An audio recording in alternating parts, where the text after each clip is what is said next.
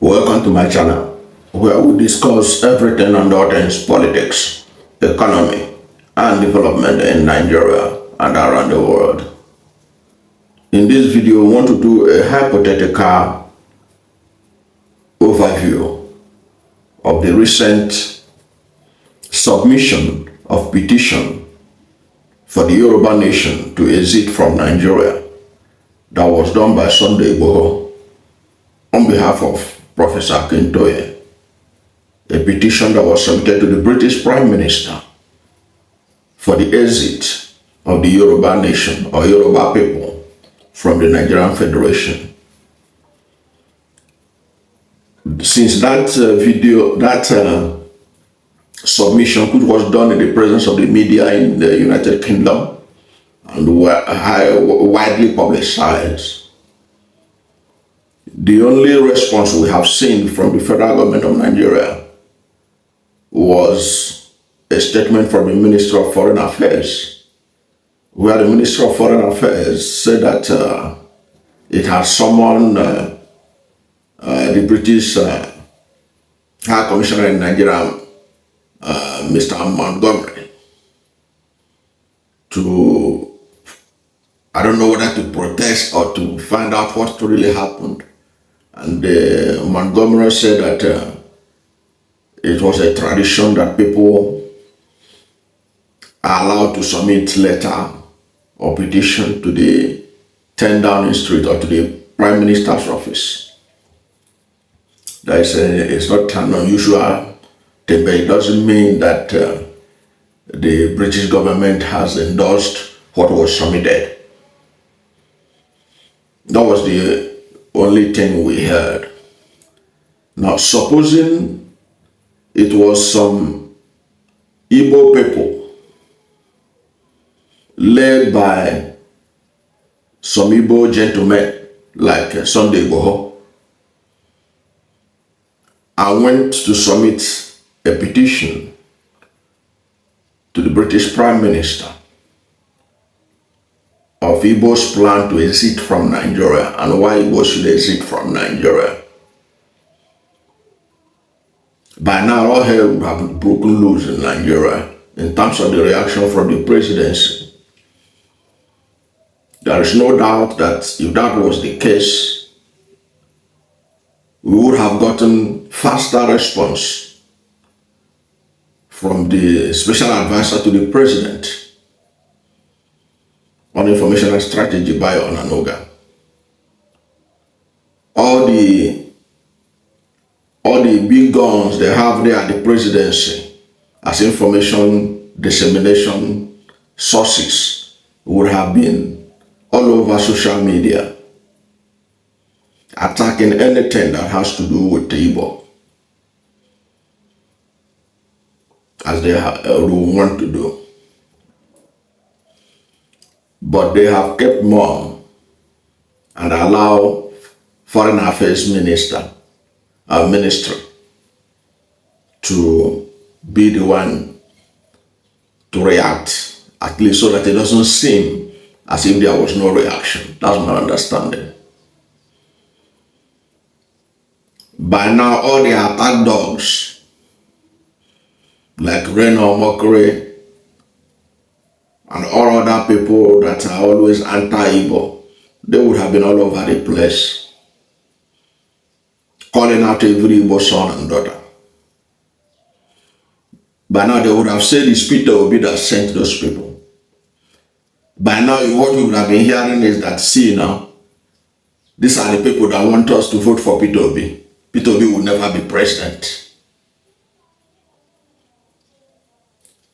These are the people they would have said, and they still want Peter Obi to be president of Nigeria. People like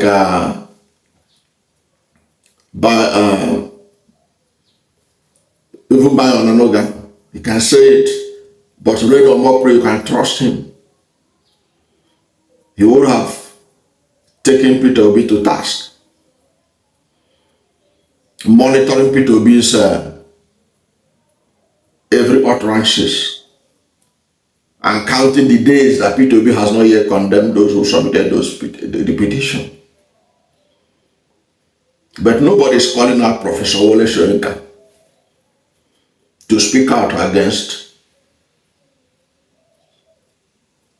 the plan to exit from Nigeria by the Yoruba Nation. Now everybody's looking at it as just a small group of people. But if you say that those who are agitating for Biafra are just a small group of people, they will say, no, they are the ones supporting Peter Obi. But now, nobody is calling out Wole Soyinka, that he has not yet called out. These people has not condemned them. Nobody has called out Bola Ahmed Tinubu, the president, who is Yoruba, that he has not condemned them. Nobody is calling out anybody who is somebody in Southwest that he has not condemned Sunday Igboho, Professor Akintoye of the Yoruba Nation. What I'm saying is, I'm not saying this because I don't understand the fact that it is their right to agitate for whatever they want to agitate. Because this is, you have freedom of information. You have the freedom of expression. That's the appropriate word. You have freedom of expression. You have also freedom to agitate. If your condition is not good where you are, you can agitate and say, I want a better condition. But you can see how the nation has moved on as if nothing happened. If it was some Igbo young men that when they have submitted that petition, perhaps on behalf of a professor, whatever, even on behalf of Biafra, every Igbo man would have been caught probably in Nigeria today. They'll be blaming every Igbo person of note. Even the northern establishment that are very quiet now, saying nothing, you would have heard statement from Arewa youths. You would have heard statement from a coalition of northern groups.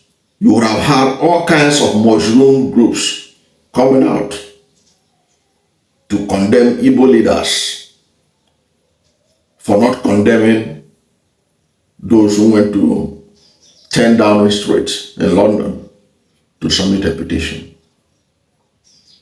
So you can see the issue is a double standard that you always see in Nigerian state. It plays out in several ways, in several dimensions. It's not just marginalization and appointment. It also shows up in several other ways, like this kind of situation. Nobody's taken to tax in the Yoruba, among the Yoruba leaders, beginning from the president himself and down the rank in the leadership of this nation. Nobody is calling them out to condemn it, even despite the fact that this is the best time to be a Yoruba in Nigeria. Nobody is calling them out. Nobody is doing anything. Imagine if it was an Igbo, if it was Peter Obi that is president today, and some set of group go to turn down a street to submit a petition to exit from Nigeria. They would have told you now that that was their grand plan. That was why they want Peter Obi to be president of Nigeria, so that they will now connive with Britain to exit from Nigeria. Nobody is talking that. But to me, it just shows you the hypocrisy of those who think that they love Nigeria more than every other person. That they will see the truth, they will not say it. Now, as I keep saying, it is their right to agitate for whatever they are agitating. But what I'm saying, why the double standard? Why the double standard? Why are they not tasking Yoruba leaders, beginning from Asobila, to come out openly and condemn Akintoye and Sunday Igboho? Imagine it was Peter Obi presidency that P2B was president and he released Nnamdi Kanu from prison. And then Nnamdi Kanu appears in London presenting a petition to the British government that Biafrans want to, or Igbos want to exit from Nigeria. Do you think that Nigerians will just keep quiet like this without calling out Peter Obi to condemn them? Even though, like I say, anybody can agitate for whatever I like,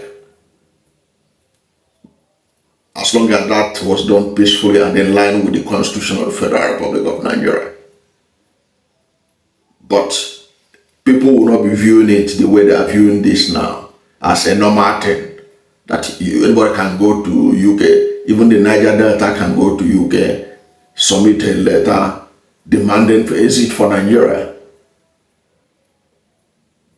And the Niger Delta leaders will not be called out to come and condemn what some youths or some group of people are doing supposedly on their behalf. So let us always have a solid stand on any issue in Nigeria. Let us not be, let us not be a nation where leaders don't say the truth, depending on what they will benefit. So that's my take on this. That's just what I want us to look at. If it was some group of Igbo people that did this in a presidency of an Igbo person like Peter Obi, how would the nation react? Would they react the muted way they have done, this Nigerian nation has done? If it was an Igbo group that did this in a Peter Obi presidency. That's my take. I don't know what to think about this. What does this show about the Nigerian nation? Is about the way the leaders of this country behave. Many of them, the way they behave. What is your take on this? How do you examine this? Why is it that nobody is challenging Bola Ahmed Tinubu to come out and talk, his presidency to speak, to condemn it? Because right now, that's what they would have been demanding from Peter Obi. Even Peter Obi has no sympathy with Biafran agitators, but you still see how they try to rope him inside the agitation just to hinder him from having national acceptability. But fortunately, Nigerians was able to know the truth. And that was why they voted overwhelmingly for him in the last presidential election. But you can see how muted the media is, the mainstream media, about this latest development. Nobody's taking anybody to task. Nobody's calling out anybody to condemn the Yoruba Nation for what they have done. That to me is double standard. It doesn't show a nation that believes in justice, fairness, and equity.